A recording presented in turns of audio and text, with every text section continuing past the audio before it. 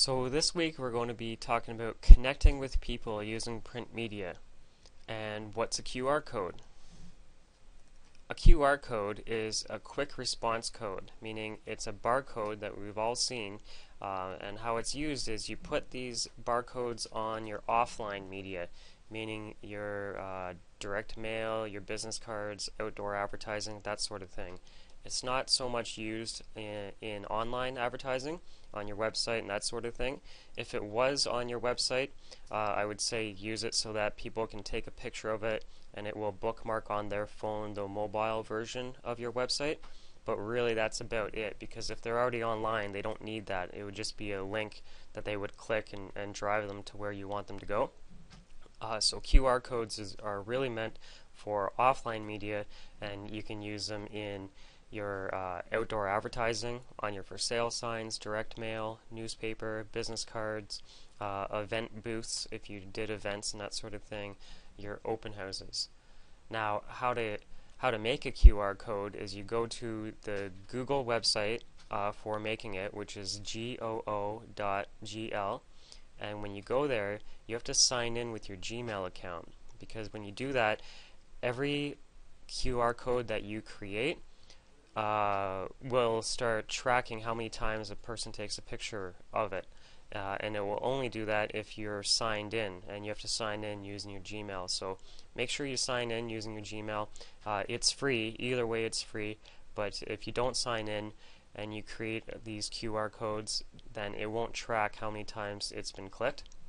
Oh, well, it will. It just won't show you. There's no way for you to get the information, but Google's definitely tracking it. So you might as well sign in with your Gmail account so that you can then see which marketing is working and which marketing isn't working.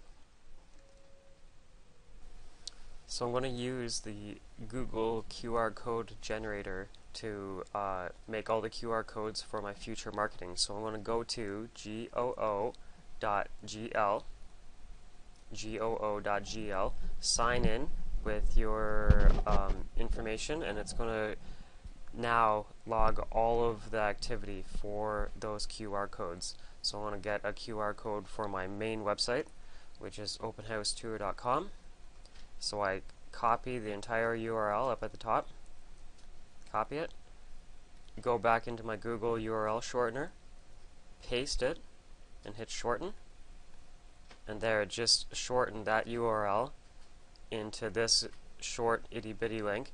And at the same time, when I click on details, it's going to give me the QR code. So there's the QR code. I'm going to copy it, put it right there. And you can scale that larger and smaller. So I'm going to go back to it and put a link to what it was. So I'm going to have a Word document with all of my QR codes for the future. So that's the main website. And then I also want the one for my house values page. So I want to grab the URL for my house values page, go to the QR code generator, shorten it, and it just made another one. Click on details. There's the QR code for that one.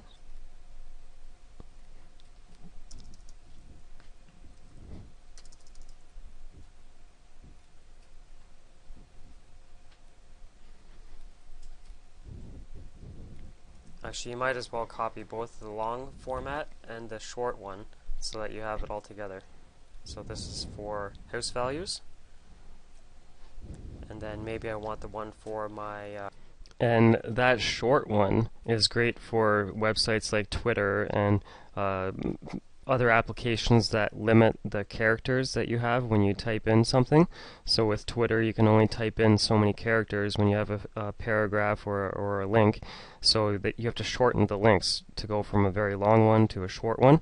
So it creates this short URL that you can use, and that's what that would be used for, would be in Twitter and that sort of thing. A Facebook page, which is go over here.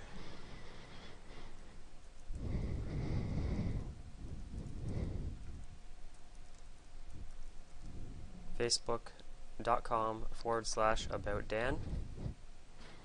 There's a QR code for that.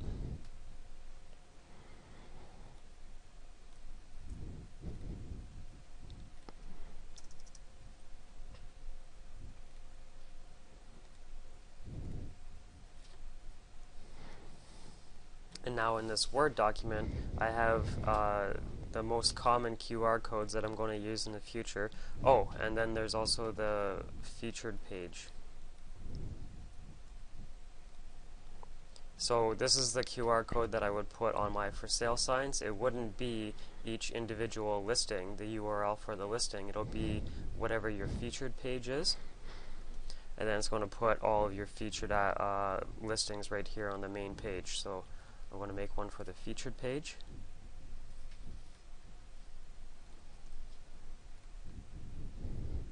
Click on details. And now I have the long URL, the short URL, and the QR code for that. So I'm just going to paste it down here and save this file on my computer for future marketing so that I can use it whenever I have a direct mail or something. I have the QR code, the itty bitty link if I'm going to do Twitter, and then this is a reference so that I know what page it lands on. And I'll save that, and that's how you use QR codes and save them for your future marketing. So once you have them all saved and you can use them in your future marketing, when you sign in with Google, it tracks it. So these are a bunch of QR codes that I had created in the past, and when you scan down the list, that one's had 63 clicks, 112, 97, 386. This one's 1,113. So you can see which ones are working, and then I can see which ones aren't. Well, this one only has 17, so maybe I shouldn't focus so much attention on that page because it's not connecting with people well, or whatever I'm using that on, the marketing isn't strong enough. So I should go back and reevaluate what's driving all of this, and then see if I can learn from my mistakes over here, and then try and bring all of them up. So when you go to the Google URL shortener, that's the benefit of signing in with your Gmail account, is that it will track and keep track of the history for the day, the week, the month, and all time. Now some examples of using it would be, a great one would be outdoor advertising. So this is an example inside of a bus. There's a QR code, and then it says search homes for sale along this bus route, and then there'd be your website, and then your name, office phone number, brokerage, all the other stuff in smaller font down below. And now everybody who is on this bus that's driving in your area would be able to sit and look at homes for sale that would be maybe a price point that would fit that market, right? So if you for example, I work in Durham region, so if I did outdoor advertising, which I don't, but if I did, I would probably hit the Go train and target them as an advertiser, and I would have these QR codes so that all the people commuting from Toronto to Durham region, I would pick the trains that go from Toronto to Durham and have these QR codes saying search homes for sale as you take the Go. Or I don't know how I would say it, but I would come up with something clever. And then now when somebody takes a picture of that, or goes to my website, and I would probably also put text information in there, like text go homes at 808080, and it would then respond to them with a message. So text messaging definitely works as well. But in this example, it's a QR code, and the people on the Go train would be able to snap that picture, and then instantly, while they're sitting there with all these other people around them that they don't want to talk to, they can stare at their phone and look at houses for sale. And this is what proved to me that QR codes worked, was our for sale sign. So here's our for sale sign, and then my name and the phone number, which people don't like to call. I put our website, which is nice and big, and I have 24-hour info, text featured to 808080, and I use a texting provider for that. And if you don't, one thing you could do is just use your cell phone. So put text featured to, and then your phone number, 905-903-5442. And then when people text featured to that number, now, right on your cell phone, you got a message from somebody else saying featured. So you know they're looking at your for sale sign. Now you have their phone number because they texted you, so you can call them back and give them all the details on the listing of the home that they called on. And then for another option for people to get a hold of us was a QR code that I put at the bottom right. And in only a couple months, that QR code had over 200 people take a picture of it. which I didn't believe anybody ever used these things. I've actually never even taken a picture of one, except to try out that it worked so that my marketing didn't go to waste. But other than that, I've never used them, so I just assumed other people don't as well. Well, they do. So I'm always going to have that on my signs. And as a quick tip, you don't put a QR code for every listing. Have one main QR code that when they take a picture of that, it goes to your featured page of your current listings, of all your listings. Almost any real estate template will have a listing search, but it will also have your current listings. So whatever page that is, you would take that URL, copy and paste into the Google tool, and it'll give you a QR code which you can now have on all of your signs, and you don't have to make up a new one for every sign. These are the open house signs that we have made up, and the QR code is built into the directional arrow, so it's nice and sharp looking. I made 10 of these up so that agents at our office who don't have open house signs can now use my open house signs. And now on the weekends I have our signs out in the street, and I'm not even doing an open house. In the waiting rooms of your farm area or areas that you service are another great way for people to use QR codes, because they're in these rooms and they're picking up dirty magazines and they don't want to look at them anyways. So what you can do is create this 8.5:11 sheet of paper, divide it in half, and on your half you have your QR code, real estate for sale in whatever your area is, or text just listed to 808080. And then your website, your name, your phone number, your brokerage information down below. On the right side of the ad would be the QR code for whoever the service is. So this was a car dealership, and they wanted to help promote their Facebook page. So I went to their Facebook page, copied the URL, put it in that Google tool, and it gave me this QR code. So now in their waiting room, people can take a picture of that, and it's going to go to their Facebook page. They can take a picture of this, and it's going to go to our mobile website, so that they can sit in this waiting room and look at houses for sale, or talk about the Facebook page. And it's just a great way, because these guys, the dealerships and everybody else, don't know how to make these QR codes. So now you do, and you can just get one made up for every waiting room in your farm market. If you did, say, a condo building downtown in a big city, you could do all the waiting areas that are in around there, like dentists, auto repair, anywhere that people sit and wait. I'm pretty sure you can get these little signs put up, and the win-win is that there's no cost to the dealership or whoever the lawyer, dentist, whatever. And you can drive people to whatever they want to go to. It can be their website, it can be their Facebook, it can be whatever. And then you have all your real estate listings on that QR code, and while they're waiting, they can passively look at real estate for sale and know who to contact. This is a direct mail piece, and this is this size right here. I can get 3 of them up on an 8.5:11 sheet of paper.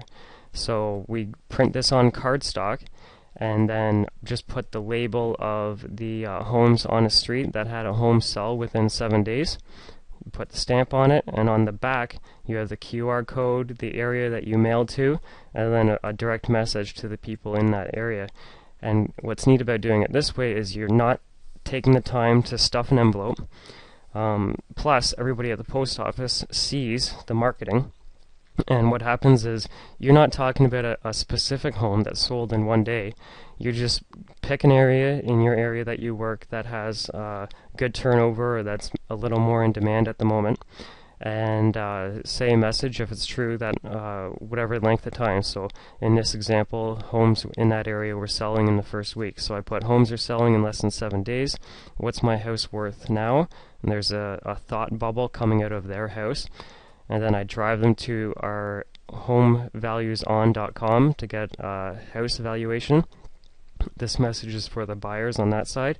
And on the reverse is a map of the area that they live in, the QR code driving them to that page, and then a message for all the different ways they can communicate.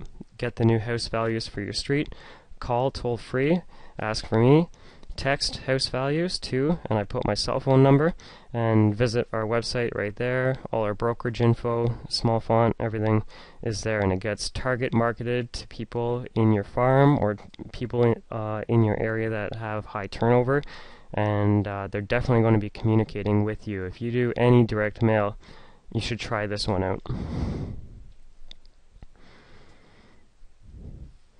And then when you do any type of marketing, you have to send them to the proper page. So for the outdoor advertising, when they scan that, you have to send them to the mobile site, because you know that they're using a phone and that they're out in transit. So you have to have a mobile friendly website, so drive the people to that. If you're using your for sale signs and somebody takes a picture of it, drive them to the featured page. Don't send them right to your home page. Send them to the featured page of all your current listings, because that's what they're looking for. The people that click on or inquire about house values, again, you don't send them to your home page. You send them to exactly what you know they're looking for. This message is all about house values. So anybody who takes action on this wants to know about house values, so you send them to the house values information. And then this one was just going to Facebook. So whenever you do any type of marketing, you are in the driver's seat. You know what your message is, so you know what the people would be responding to, so you send them to what they're responding to.